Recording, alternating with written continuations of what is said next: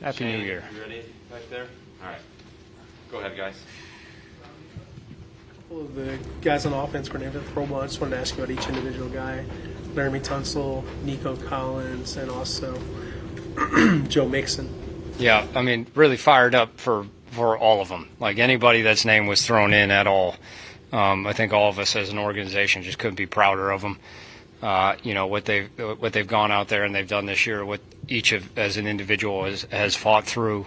We've as an offense and as individuals had really good games. Had some games that we know we could have done better, but I think LT in particular for me is a guy like that really gets me fired up because I know I mentioned it to everyone here before.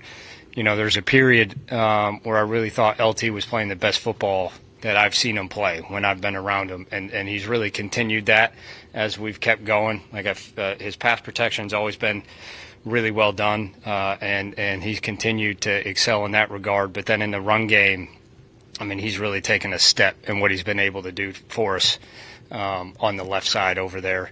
Obviously, Joe, I think everyone is aware how important Joe is for us.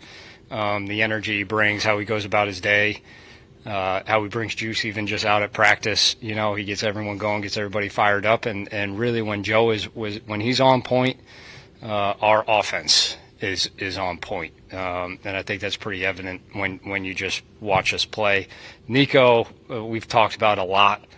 It really just starts with the individual, like how special of a person Nico is, how humble he is, how grateful he always is despite how good he goes out and performs and works every day. Is just really cool to see. And he's just continuing to trend upwards.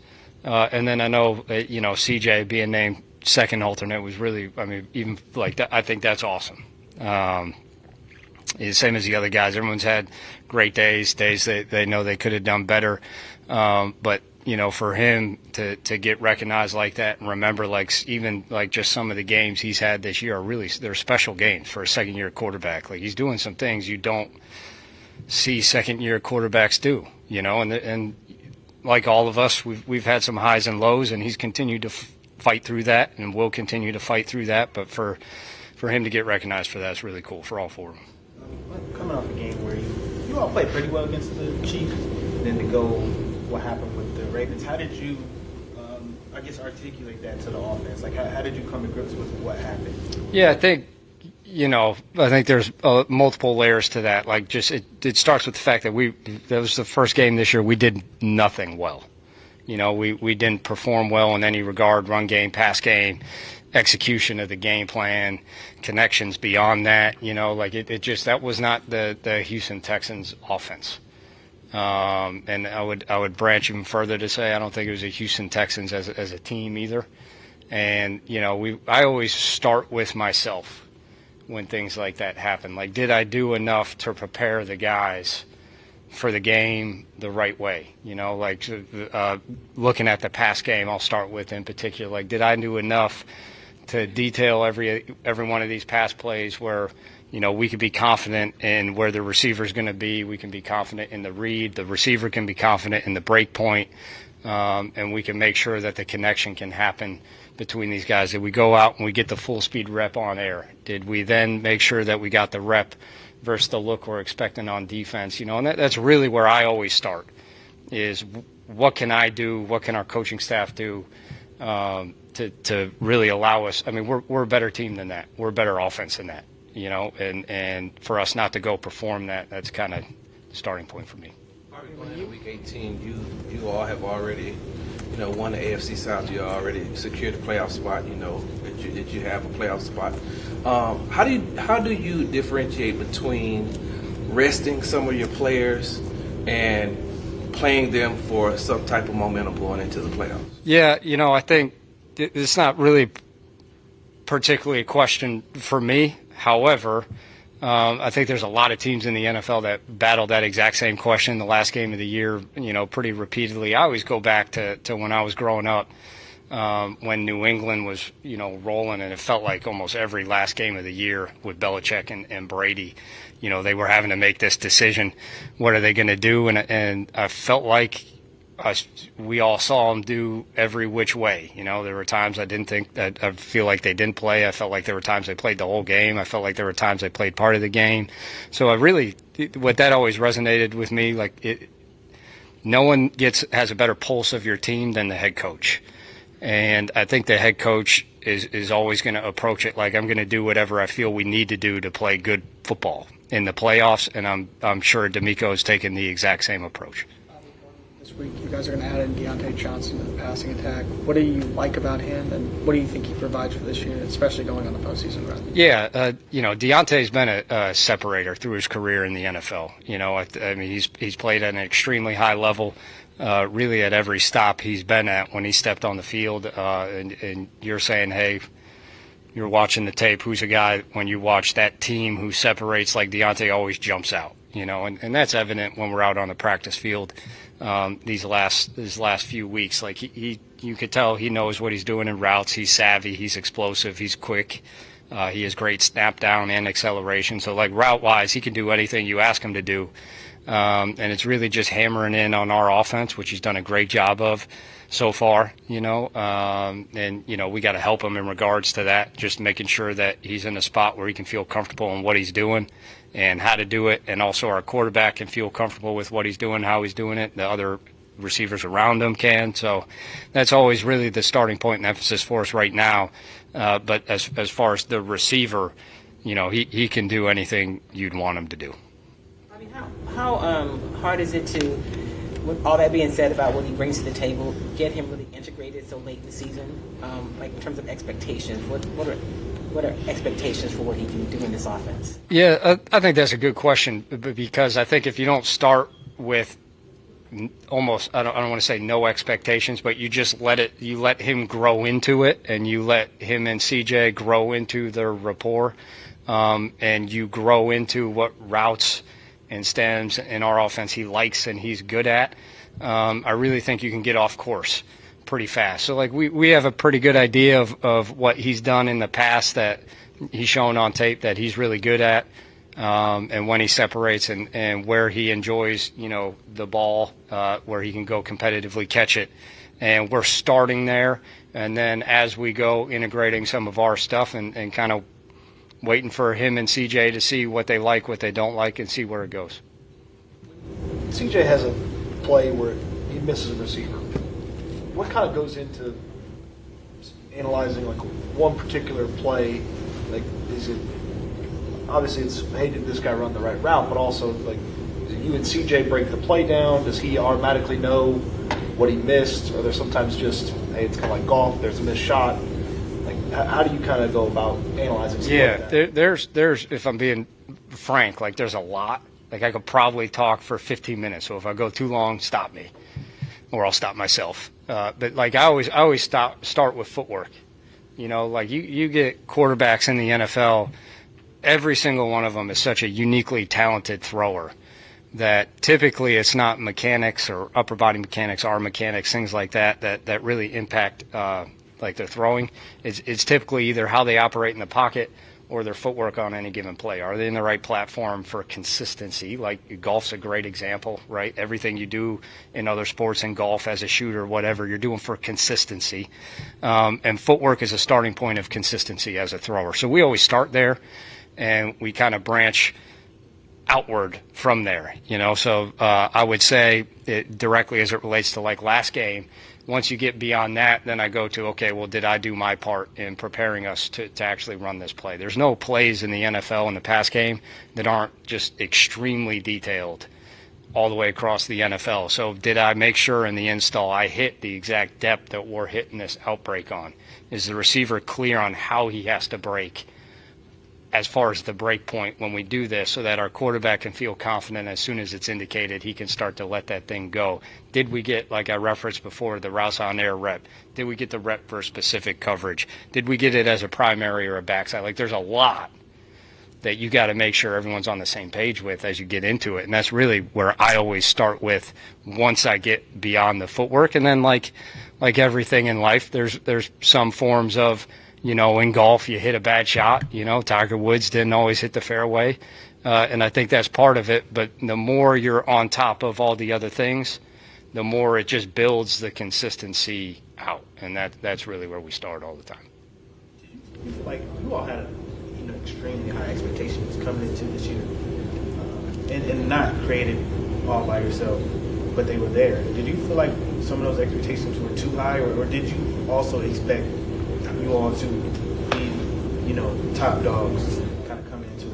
Yeah, I would say in general, us starting with me and really the whole offense, I don't think anybody else in the world has higher expectations for us than ourselves. And that's true even right now. Like as much as anyone else thinks whatever they want to think about any given performance we go out and have, I promise you we have significantly higher expectations every single week in what we demand, what we want, how we want things done, and how we go about our business over and over and over again. But with that said, at the end of the day, the number one thing in the NFL and the starting point is you got to make sure you make the tournament at the end of the year. And, we did that. And from this point on is really what, at the end of the day, makes or breaks your season. And we would love right now to have a performance that last game where we're trending upwards, we're going in the right direction, and we're hitting this thing rolling. That obviously wasn't the case. But right now we're using that as more motivation. Like we know we could be significantly better than what we did, and we will be, and that's really where all our energy is. Last one. Probably a couple games now for Cade Stover since the appendectomy. What do you see from him since he's been back and get his feet under him and just kind of what he went through? Yeah, if I'm being honest with you, this is a credit to him. It's almost like I forgot he had it happen. He's the same Cade he was when he left, which I think is again a credit to him. Like that's not an easy thing to go through. His physicality and his toughness jumps off the tape, and you feel him on the sideline. He's a passionate individual. I think everyone feeds off him and especially like when our run game gets rolling, he's usually a significant part in that. And of that, and we feel that on game day live, and when he comes to the sideline, he continues to supply juice to everybody, and for him to just keep rolling even after that appendectomy is awesome to see. We'll close with Kim and Sarge. You said something that you guys have said throughout the season when you've had a rough outing. You guys always look inward and say, taking nothing away from the other team, but it's just us. We're not, we're not playing our brand of ball. We're not executing. How do you, I don't want to say fix that, but kind of fix that, right? Because it's you. When it's a problem, I say you. I mean collectively the team. How do you right that ship? Yeah, I think part of that is a question we've been trying to answer as we go through the entirety of the year. You're not wrong in that's generally when you have a performance that doesn't go your way, in particular in the NFL when it snowballs. It has less to do with the other team and almost always more to do with your particular side. Executing's the right word, because almost every time that it's happened, it's been a lack of execution. And all we mean when we say that is, I know I've used the verbiage, do your job and do it well. Like there's been too often within the game plan, everyone as a unit hasn't been doing their specific role on a play and going out and just implementing the plan. And then when you do implement the plan, are you doing it the right way? So like I would reference back to Kansas City, was probably one of the best games we've had as far as implementing the plan we had all year. But there's still even there were times we threw 2 or 3 bubbles in that game that we didn't do the plan the right way. We didn't take a block on with the right shoulder. We didn't have the right angle going into it. We didn't catch a screen at the right depth. So there's a lot of mental things that have to go into it that we without a doubt have to have ironed out. We need to play good football at this time in the year, and that's part of good football is implementing everything correctly in the right way, the way we've trained to do it since really, longer than anyone else it feels like at this point with the Hall of Fame game. And we know we can do that. And then the other part of it is I know you weren't trying to make it about me, but there is part of it with me that's all right, how do I get the game plan to a point where we are doing things that we can isolate on, that we've proven we've done really well, we can continue to do really well, and it really doesn't matter what they do, even if they know it's about to happen. we're so good at this that we can still go get this thing done. And I think the balance between those two things, I feel pretty good about where we're going forward. I think the offense feels good about where we're going forward, and that'll be a big part of the playoffs. You talked earlier about how you all go into looking at things with CJ. You say you start with the footwork. When you see some of the things that on tape where plays aren't executed and it starts with the offensive line, and then maybe his footwork is off because he's having to move in the pocket, having to avoid pressure. How do you fix those type of things, especially this late in the season? Yeah, again, it's multifaceted. Like we know we got to have solid, sound, firm protection. That's been our big emphasis and will continue to be our big emphasis, was our big emphasis out at practice today, that making sure the pocket and our protection is sound. And in particular, like there should, unless someone all out blitzes us, there should not be free runners. And we should be able to pick up what people are bringing and feel good about hanging in there. But then the flip side is, in the NFL, part of the battle these days is there are good pass rushers everywhere, every game, and the pocket is chaos. And I know we talked about this last year a lot. Like, one of the biggest adjustments CJ had to make in the NFL was handling the chaos of the pocket, and it's been too chaotic this year without a doubt. But along the same lines, there's also times all of us would look, okay, what can I do to handle this better and help him better, where the ball's just out faster? What concept did I call? I'm sure he's looking at it. Could I have micro movement right here to make sure that even though we have an issue, I slide to this one spot, now we're sound again, and I can still deliver the ball. So it's not just up front. That's the nature of the NFL. But we always look at it from everybody's involved. Thanks, everybody.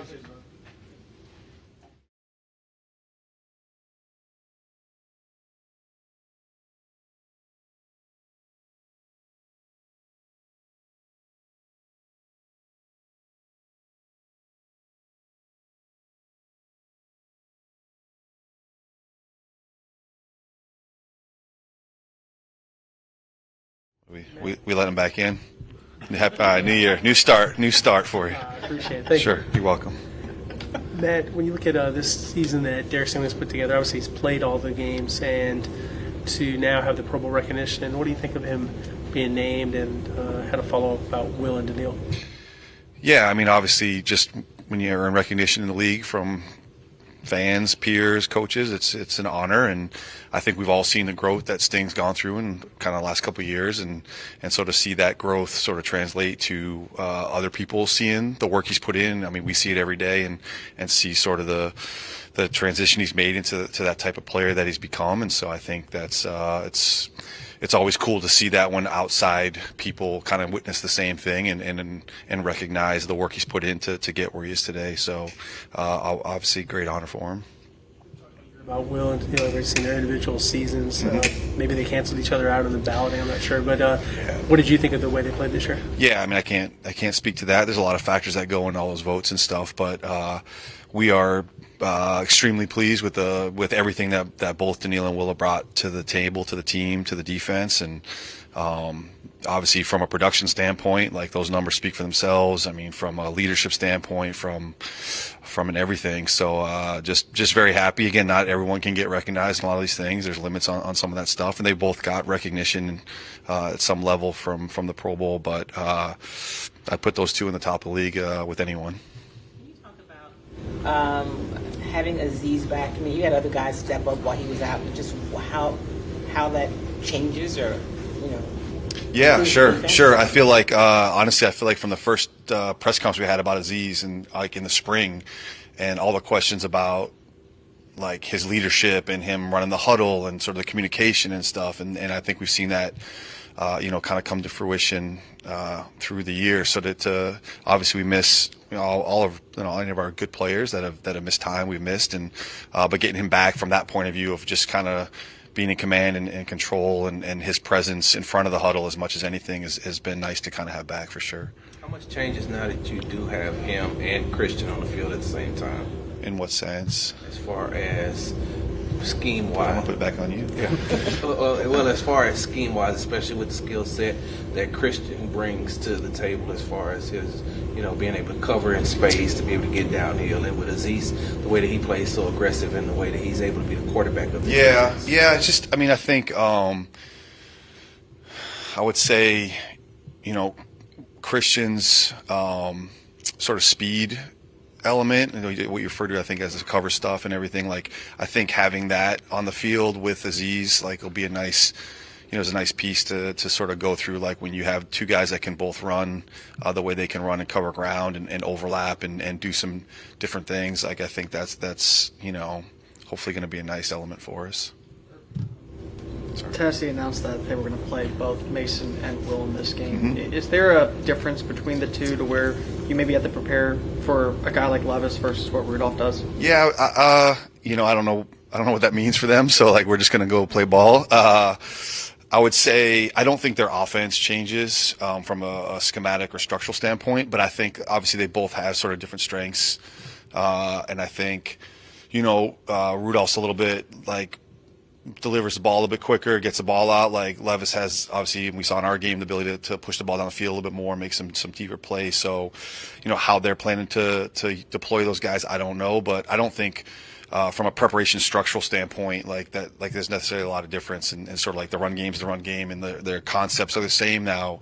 Kind of maybe where the ball's going or how it's getting distributed is a little different. That we'll just kind of have to have some awareness. But I don't know that we're preparing it differently for either one. You feel like Neil has been the biggest help, like his addition. Where has he helped you all most? Get another quarterback. I think it's. I would partner him with Will and Will's growth and development this year. From when you have a couple guys like that, it's hard to take one away. You know what I mean? So if you're spending too much time focused on Daniil or then Will's gotten some shine and vice versa. So I think like having that balance of rush attack has been important for us in terms of like protection wise. Like, it's really hard, I feel like, to just try to always slide to one side or always protect a certain way against us, because we have now multiple weapons, that we can really attack offensive lines with. So, and he's a big part of that. I mean, he's done it for a long time. He's on the cusp of a big milestone from a personal standpoint with 100 sacks coming down the road, hopefully this week. Would be cool for him. So, just all that has been just really cool to see. Like, it's from our perspective, just from like game planning pressures and how to attack protections, it's made it easier, obviously, because we just have different ways to deploy all those guys. And it's just been, like, I don't know, I'm probably talking off here. Like, they both have rushed right and left, you know what I mean? So be able to, like, his ability to move around and play different sides, and we stood him up some and rushed him inside some, and all those things, like, it just changes. Like, we feel pretty good about being able to produce some pressure on the quarterback in a lot of situations, no matter kind of what protection we're getting. After watching the Ravens game, what were some of the issues that you've seen on tape that you'd like to fix this week? Man, I don't know, where do we begin? I know Coach talked about it. Like, the execution from top to bottom wasn't up to par. I mean, just everything, missed tackles, dropped coverages, like all sorts of things. So, took a hard look at it when we came back. We had some time off on the weekend, but I think the start of the week, like, it was, and actually Aziz talked to the team about it. Like, man, it wasn't something we wanted to, like, let's just move on and brush it under the rug. Like, we really took a hard look at some of the things and addressed really just the execution standpoint. Like, we feel like if we're executing at a proper level, like, we're a pretty good defense. Like, I truly believe that. I think we have a lot of talent, and I think we have a good scheme, and I think we can be a really, really good defense when we're executing, and when we're not, it can go that way. You know what I mean? So I think the question of how we're making sure we're detailing out and executing on every play is where we have to really grow into as we move forward to this playoffs here.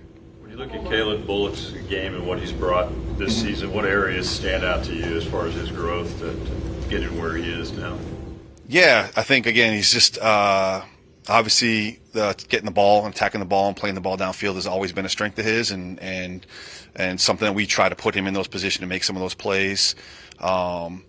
I think he's probably grown. I mean, we talked about tackling with him a few weeks ago in here also, which he's grown in that department. But I would also say I think his I don't know, awareness, recognition of things is starting to come, as he's growing and getting those reps of recognizing sets and anticipating, routes or jumping on some things and when he can take his risks on like making a play. I think his sort of like formation and concept recognition has sort of grown as he's gotten all that work and stuff. I mean, he's gotten invaluable time, obviously time on task. So I think that's one area I've definitely seen him kind of grow the last few weeks for sure. We're seeing Jalen Petrie back in the locker room and back on the field, hanging out with the nickel position and staying kind of near those drills. Just what value is he adding? He can't be on the field, but what value is he adding? Yeah, man. I mean, has been around him, man. You can't deny Jalen's heart and energy and just the presence out there. It was funny because I literally, Corey, you and I were walking out to practice today, and Petrie was ahead of us. Like we came out of the locker room and Petrie was ahead of us and in his sling and I was like, man, that's just like awesome. Like that kid is literally showing up every day. Like we know his season's over, but he's showing up he sits in meetings. He goes through every meeting, position meeting, defensive meeting, team meeting, like coming out in the practice field. I think that speaks to who he is as a person and why he's won some recognition for, the man of the year stuff and all the things of who he is as a person. Like, I think that just speaks volumes. And I know the teams, I'm appreciative of it for sure. I love seeing his smile out there. And I know the teams really appreciates his energy and presence, man. Special kid. All set? Yep. Yeah. All right, sure. Yep.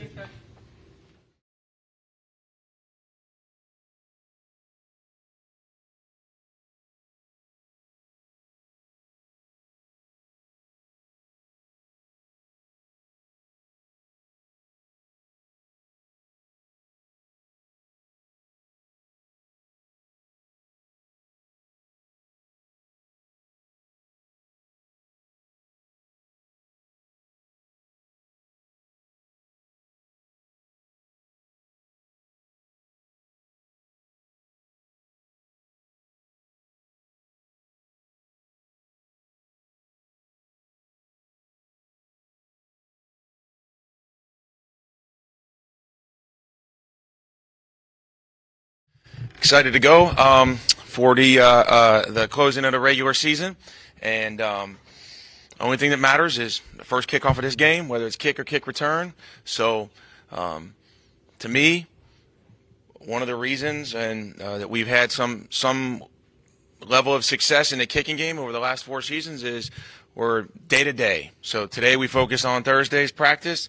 Tomorrow we'll focus on Friday's practice, and we'll start on the opening kickoff and go from there. So we have to find a way to get these guys back, and we owe them one, and just find a way to play better football versus Titans this weekend. So excited to get our chance to go out there and finish another, hopefully with a road victory to close out our regular season. So we'll be ready to go. Questions?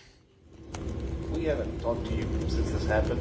Okay. The fair catch kick the Chargers had a few weeks ago, is that probably the most rare special teams quirk that exists? Yep. We had close to having one twice since I've been here, and the situations were just enough time. One was 2021 preseason week 1 at Green Bay, and Alex Erickson was our returner at the time, and it was maybe 18 seconds on the clock, so we had a chance, maybe a little bit more.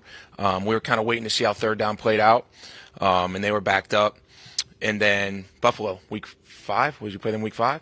So, and we had the mark where we can get a return and get a field goal, so we had enough time. But, yeah, when those show up, they're super few and far between, as you know. But what's unique about it is when we were creating the rule for the new kickoff, the conversation came up multiple times with the guys that were leading it and the NFL, and it just said, hey, we will coach up the fair catch free kick on the fly because it ain't happening. And sure enough, that happened this year. So allegedly the refs gave everybody time to organize what the new yard line is for where you're kicking kick return team, because when was the last time somebody trained as a kick return to drop 25, 30 yards and set up? That was a year ago. Now you just turn around and block. So there's some minutia that goes into that play, but it's really from a punt yard perspective and time on the clock perspective to allow that to happen. And every coach goes nuts when that happens, and my phone blows up, and I'm like, all right, we got it, So really well executed there by LA at the time. What did you think of the way that Tommy and Kaimi hit the ball this year, things they did in their respective roles? Yep. I'm assuming you're referencing to how they've been, nominated for their postseason accolades. And to me, every time a kicker steps on the field, on practice on Wednesday, on practice on Friday, you got to prove yourself. And I think both of those guys have done a tremendous job of starting their season wherever that floor was and elevating their game and their play as the season went on, especially Tommy. And from joining a new team and a new snapper and a new kick and then new gunners, and the way he has finished his season strong. And I think for both of them, it's one, what are you going to do on the next play? And, for their overall game, if you're kind of looking in the rearview mirror, the overall game, where can I eliminate some inconsistencies? But this coach standing in front of you right now is damn happy that we got number 15 and number 6 for the Texans. Good? Okay, see you guys later. Thanks. Happy New Year, everybody.